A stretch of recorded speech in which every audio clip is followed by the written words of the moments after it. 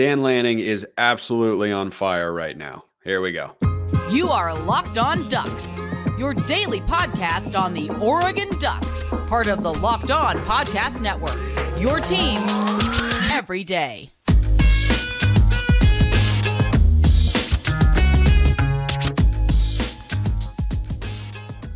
Yes, it is that time once again for Locked On Ducks. I'm your host, Spencer McLaughlin. Thank you so much for making this your first listen or your first view of the day. Part of the Locked On Podcast Network, your team every day, and your number one source to stay up to date with the Ducks. So if you have not already, like, comment, subscribe, rate, review, please, and thank you. Become one of the more than 4,000 we've got over on YouTube. The show available wherever you get your podcasts as well. And today is brought to you by Game Time. Download the Game Time app, create an account, use code LOCKEDONCollege for $20 off your first purchase.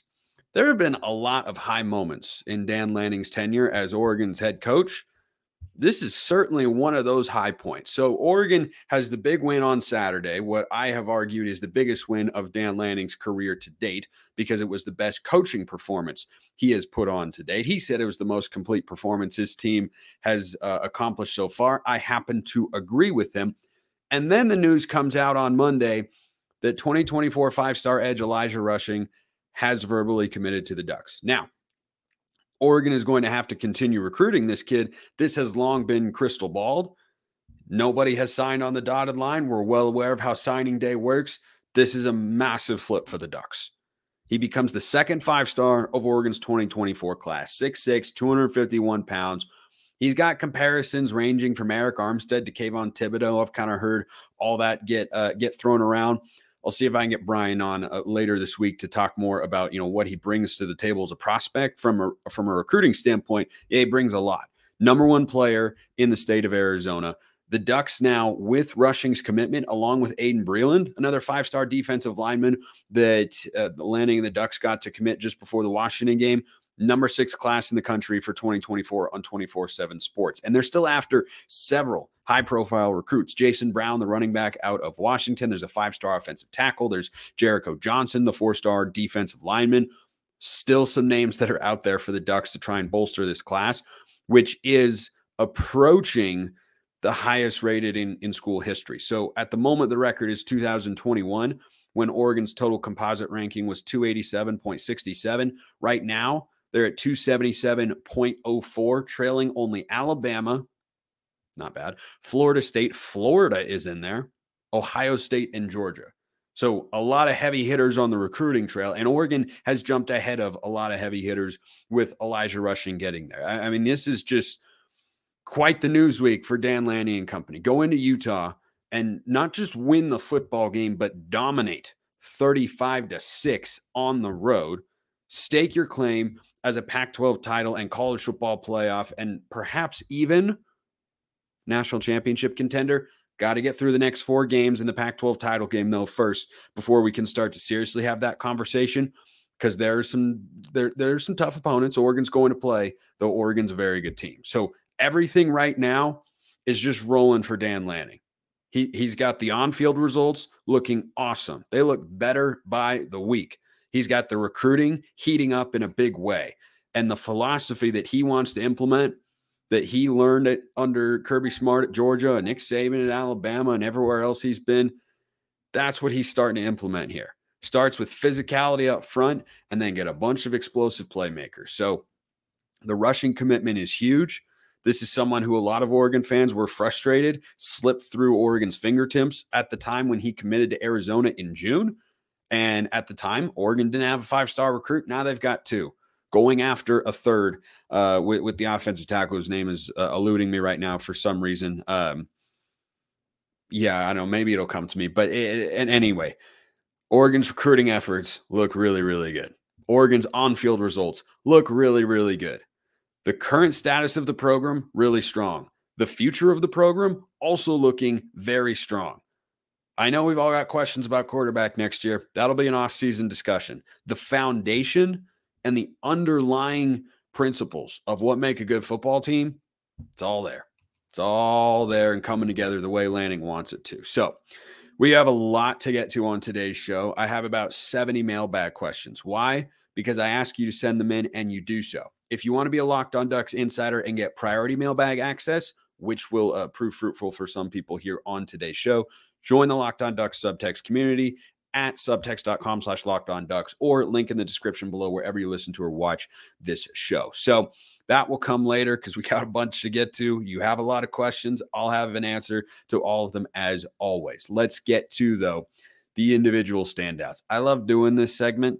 It's only a segment we can do certain times of the year. We only have Tuesday shows reacting to a Saturday game about 13 times a season.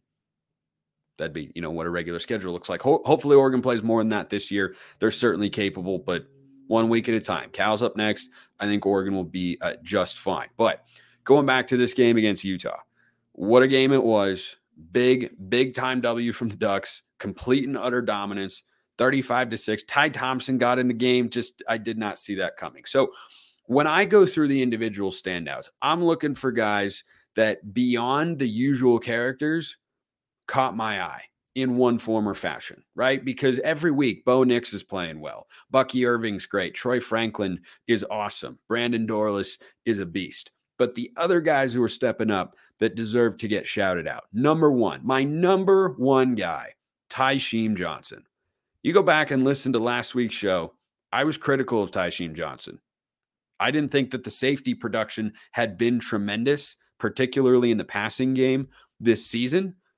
And still, against the more elite passing offenses, I want to see more. But this was a great effort. The safeties in general, really. Tysheem Johnson, 2 interceptions in this ballgame.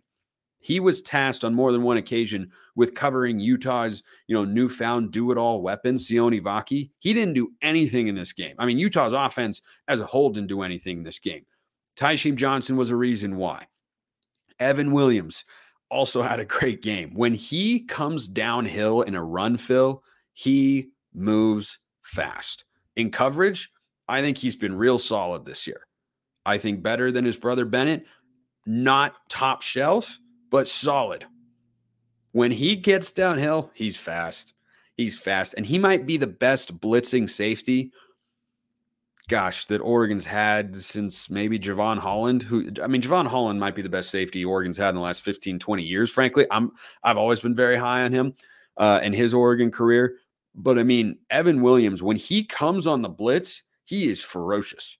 He's ferocious. It led to a 4th down stop in the second half. And, the corner and safety blitzes have been really well-timed and well-executed by this Ducks defense. Chris Hampton and Tosh Lupo and Dan Lanning, they got everybody rolling on that side of the ball. And when you hear the players talk, they don't even feel like the defense has hit its peak just yet, that they will, but they haven't. And that's an awesome thing to think about if they are right, because this defense is playing at a really high level. Tysheem Johnson, 2 picks, awesome game. Evan Williams he had, I think, 2 tackles for loss, a quarterback hit, just all over the place, all over the place. Speaking of the last defensive standout, I'm shouting out here. Jordan Birch had a great individual play on 3rd and 2, which was fantastic. Dorlus kind of blew the play up, but Birch made the stop as well. That front 4, they're really good. Lanning knows that's where it all starts. That's why he's recruiting guys like Elijah Rushing and Mateo and Blake Purchase and Tatum Tuioti and all these young guys that are laying the foundation for the future. I'm excited to see what happens on an annual basis here. But last defensive standout, and as always, drop your thoughts in the comments or shoot me a note on Twitter, subtext, or wherever if you think that I'm overlooking somebody here. But my final defensive standout was Jeffrey Bassa. I don't think it was the most shocking box score for Jeffrey Bassa. I think that was the best game of his career. That second interception that Tysheem Johnson had, he made a hell of a football play. He makes a diving effort. He's in good position. Jeffrey Bassa makes that interception. Bassa goes on, what is essentially a contained blitz. He can't push the tackle back, so he kind of backs off, and then Bryson Barnes leaves the pocket. Bassa forces him to throw off his back foot, falling away. He created that turnover. And when you watch the way that Utah struggled to run the football, Jeffrey Bassa, and the other linebackers too, but Bassa, I thought, was their leader out there. He was at the center of everything that the Ducks were doing, and I thought he had an awesome football game. He looks so much better stopping the run. He's good in coverage. I think he's improved that from last year. He's just a good football player right now, and I think that Oregon is lucky to have him at linebacker with Justin Jacobs and Jamal Hill. I like that unit. I really, really do. I like the whole defense, but I like that unit quite a bit. 3 standouts I had offensively. One of them really, really deserves a good amount of praise. Game Time deserves a lot of praise as well, because that is the best way to get tickets to your next event. You shouldn't have to worry when buying tickets to your next big event, whether it's sports, music, comedy, theater. Game Time has got everything that you want with killer last minute deals, all in prices, views from your seat, their best price guarantee. Game Time takes the guesswork out of buying tickets. See the view from your seat before you buy, so you know exactly, down to the millimeter, what to expect when you arrive, and they're obsessed with helping you find ways to save money on tickets. Take the guesswork out of buying tickets with Game Time. Download the Game Time app, create an account, use code LOCKEDONCollege for $20 off your first purchase. Terms apply. Again, create an account and redeem code LOCKEDONCOLLEGE. That's LOCKEDONCollege for $20 off. Download Game Time today. Last minute tickets, lowest price guaranteed. Having a great day today. Slept for like 9 hours, got a second segment sip. I got everything I need. The Ducks won big. Gosh, it's a good day. All right, individual offensive standouts here. Number 1. And again, this is going beyond the big name guys. You know, Bucky Irving had another good game. Are we surprised? Not really, no. Bo Nix, same guy. Troy Franklin, awesome. I've got 3. Number 1, Josh Conerly. Josh Conerly had what I think is his best game to date as an Oregon Duck. I have not checked what PFF thinks of him in this particular performance, and frankly, I don't care. Jonah Ellis coming into this game led all of FBS in sacks. He is a menace. He is a force. He is a beast. The Utah front 7 is among the best and most physical, not just in the conference, in the entire country. Jonah Ellis had no stats in this game. Not no sacks, not no tackles for loss. He had no stats. He might have had a quarterback hurry, I think he should have been credited with, when he beat Conerly one time.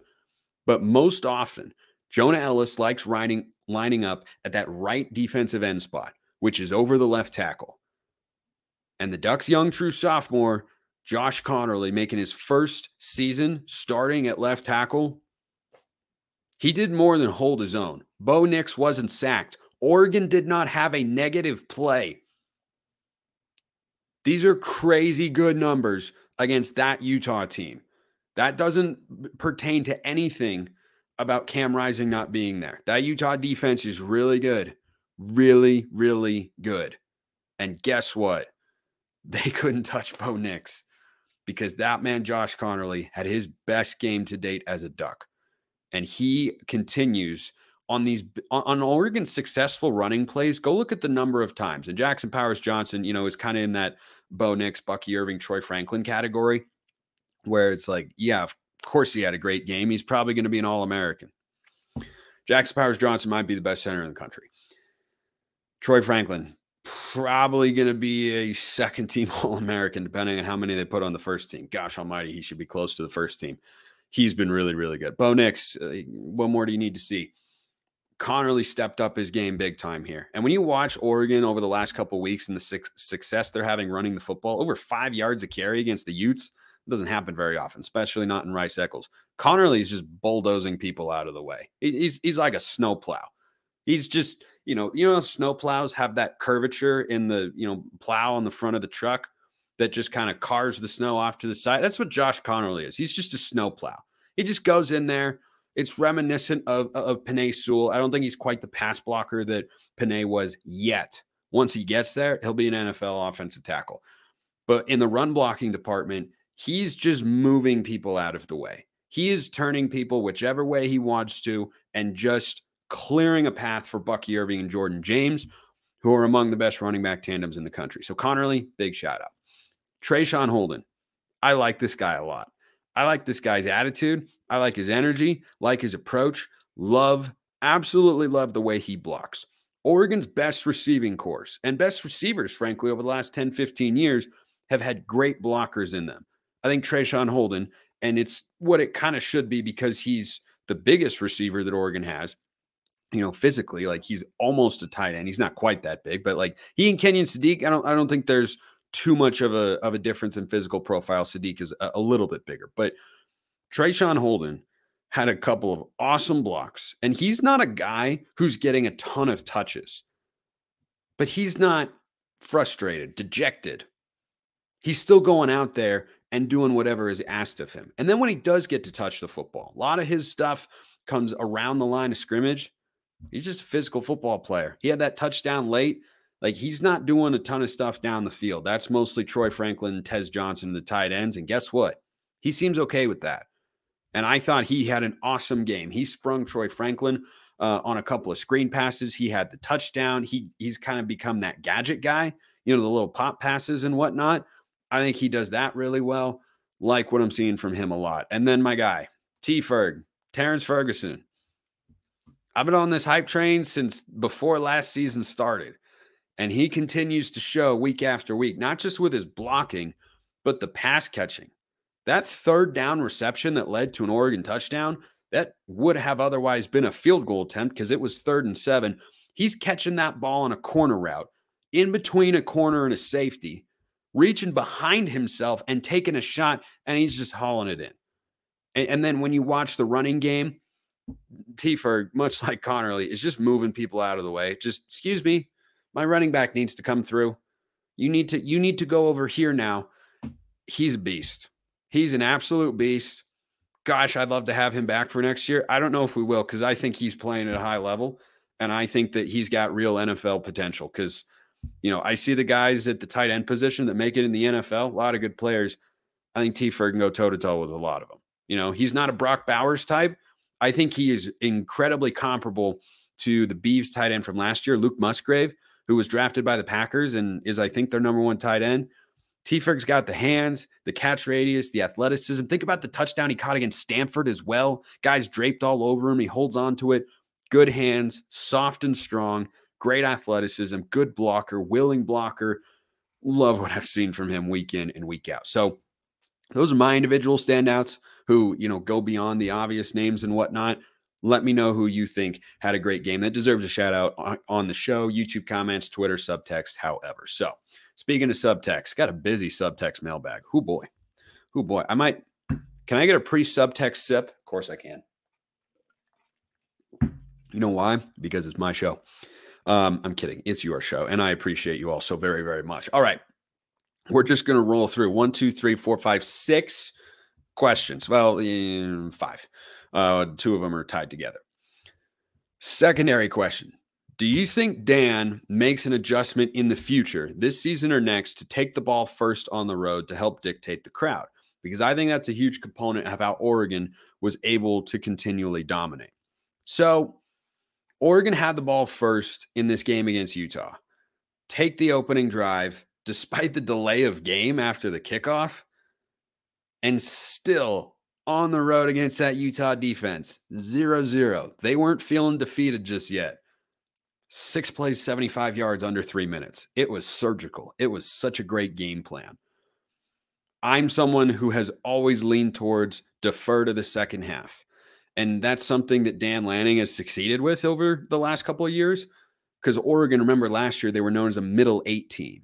Last 4 minutes of the second quarter, first 4 minutes of the third quarter, they would blitz people who had been hanging around with them, like Stanford and Cal, and I think Arizona was. And then Oregon would just go on these runs and they just pull away. They just pull away and win the football game in that middle 8. You can't do that as easily if you're not getting the ball out of the half.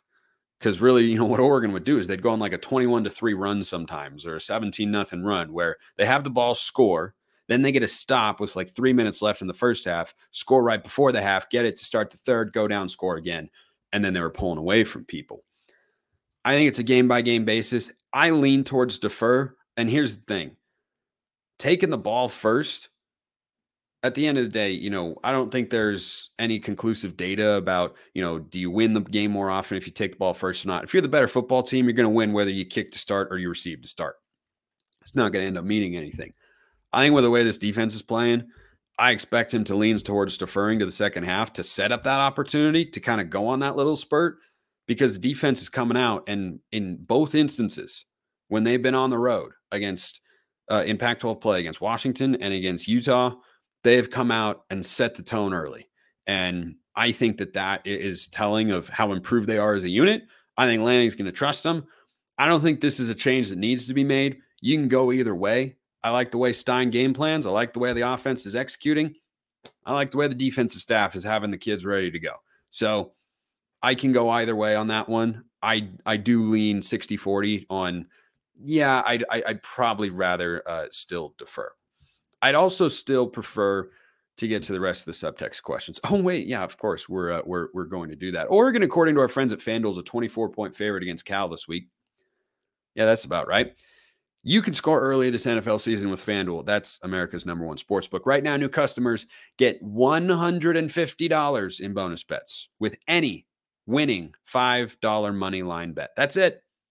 $5 money line bet. Bet Oregon, $5 on the money line. And if you're a new customer, you get $150 in bonus bets. $150 if Oregon wins. That simple. If you've been thinking about joining FanDuel, there's no better time to get in on the action. The app is easy to use, wide range of betting options, including spreads, player props, over-unders, and more. So visit FanDuel.com/lockedon and kick off the NFL season. FanDuel, official partner of the NFL. Okie dokie, back to the mailbag. Hey, Spencer, I almost feel like the loss to Washington was more beneficial than a win. The team learned some valuable lessons and have improved because of it. When you're undefeated, there's a whole different type of pressure on you when you play. What do you think? Well, it is true that Oregon has been way, and I mean way more impressive in 2 games since the Husky game than Washington has by a long shot. They've beaten better opponents by way more points. I still would have rather had the win. And I think that with the messaging that Dan Lanning has at least projected and what I think he tells his team, if Oregon had won that game, they would have had a mentality of, hey, this is great, but we're not done. We're not satisfied. We're not, cruising anywhere. That's what Washington is trying to fight right now. It's different, sure. And I think that it has certainly lit a fire under the Ducks, and they've played that way in the last couple of weeks, and they seem very mission-oriented. I don't think it was better than a win because Oregon has no margin for error coming down the stretch. And Washington does when you're talking about the college football playoff. And the rankings come out later today. I expect Oregon to probably be number 6. Looking over the past, this is another one. Again, these are all subtext questions, which is how you get priority mailbag access. But you can always do mailbag the old-fashioned way as well. It's not the only way. I would never do it. I would never put anything on the show behind a paywall. I just, appreciate people who are willing to support the show like that. Looking over the past 1.5 seasons, I'm extremely optimistic about the future of Oregon football. Me too, buddy. Me too. Primarily because our recruiting is top-notch, among the best in the country. Our coaching staff is young and introspective, reflecting on their successes and failures, as shown by Dan Lanning's news conference following the UW game. And Dan Lanning seems to have such a high ceiling, like a young Kirby Smart. Your thoughts? Yeah, I look at the Big Ten, and I don't know how Oregon isn't immediately going to be one of the 3 or 4 best teams and programs in there, programs in there right away. Like, look at the way they're recruiting. Look at the way they're playing on the field. Lanning, I totally agree with you, feels like a better coach than when he first started. He feels like someone who wants to learn and grow and owns up to his mistakes and says, yeah, it's on me. I can take the heat. I'm a big boy. I can handle it. I love that. I'm a huge Lanning fan, as I think we all are. And I mean, with this rushing news and Breland and the way that, as you just kind of glance to the future, I'm only giving it a side eye 2024 because 2023, Oregon could do some really, really big things.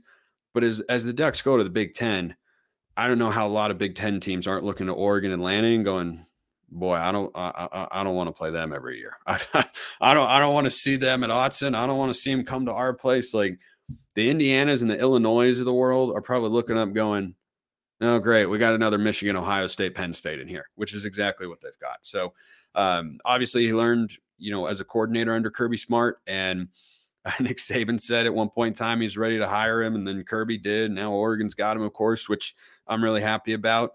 One thing on the comparison to Kirby Smart, Kirby took over in, I think, 2015, didn't win a national championship till 2021. I mean, I'd be willing to wait several years. I'd also be willing to wait no more years to win a national championship. So, I mean, we'll just see how far the comparisons will go with his mentor. But with the way he's recruiting and the way he's coaching, the way he has his teams ready to go, the way they improve, I mean, everything about this team, you got to like where Dan Lanning is at right now. Another one. I feel that our current Ducks coaching staff is making much better halftime adjustments based on the team's performance in the third quarter of the season. Do statistics back this up? Could conditioning be a factor? What are your thoughts? I'm 100% with you. 100%. Like, the halftime adjustments have been Nick Aliotti-esque. Washington State, no touchdowns until garbage time in the second half. Utah, no points in the second half. Washington, until Oregon gave it back to him at midfield, 1 touchdown in the second half, and only 2 drives that went anywhere, right? Had the goal line stand, and they had 1 touchdown.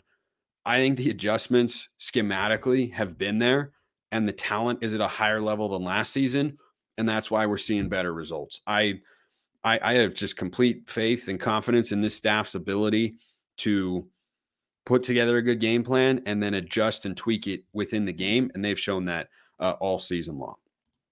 All right, last one here. Gosh, we're getting a lot done today. I love it. As of yesterday, ESPN predictions for Duck wins. Cal, 91.9%. USC, 73.9%. ASU, 95.1%. OSU, 74.4%. By my calculations, that makes our chances to sweep all 4 48.05%. Does that sound reasonable? So what he has done here is just, simple mathematics. The odds of 4 things happening with those given percentages is you multiply them all together, you get 48.05%. ESPN analytics is not a horrible indicator. It's not the best indicator as well, because if I told you right now, well, Oregon's got a 48% chance to win their next 4 games. No, I don't think Vegas would see it that way. The ESPN analytics are a little numbers driven, so they're kind of a good starting point, but they don't always give the full context there. I think there's a better than 75% chance Oregon wins each of their next 4 games, though it is not impossible to see him going 3-1. I don't see him going worse than 3-1, just to be clear. Like that is the worst that I can foresee, barring, Utah level injuries here, which, knock on wood, won't happen. We hope. But I really think that 48% to win those 4 games. No, I feel a lot more confident than under 50% that the Ducks will win their next 4 games. Oregon State is a good team. I know they lost to Arizona on the road, and I expect Oregon to win that game this year.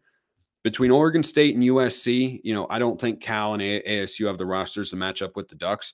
USC and Oregon State are closer. If Oregon plays the way that they are capable of, the way we have seen at their best, they'll win both of those games too. But as we also know, sometimes teams made up of 18 to 22-year-old kids don't always play the way they're capable of. I trust this team. I trust this staff. I will be, again, barring an injury to Bo Nix really is all that would change my mindset here. I'm expecting Oregon to go 4-0 down the stretch and get to the Pac-12 championship game. My confidence level at that is not 98%. It's a lot closer to 90% than it is 48%. Appreciate everyone listening. I'll see you next time. Have a wonderful rest of your day, and go Ducks.